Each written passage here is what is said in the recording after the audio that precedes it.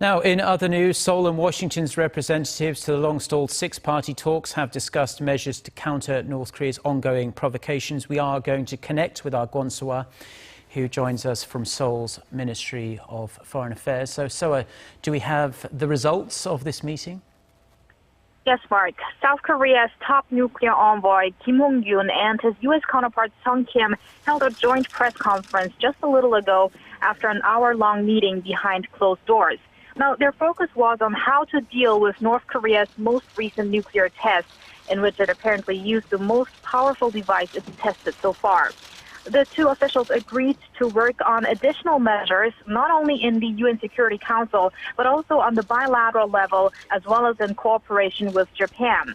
South Korea's six-party representative Kim Hong-kyun emphasized that an environment has to be created in which North Korea has no other choice but change, and said the chance of another nuclear test cannot be ruled out. And then, precisely what kind of measures can we expect now, and within what kind of time frame?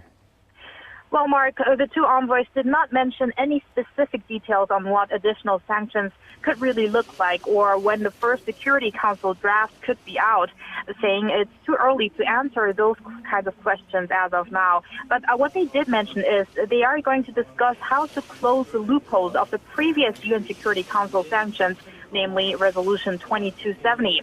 Now, Ambassador Sung Kim said on that front, China has shown will to cooperate.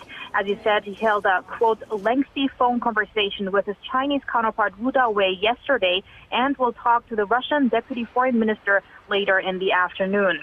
Now, today's meeting is the first direct encounter between South Korea and U.S. officials on the North Korea issue after Friday's fifth nuclear test, which should send a strong message to Pyongyang over its continual provocations. Now, that's all I have for now, but I'll have more details later in the day. Back to you, Mark.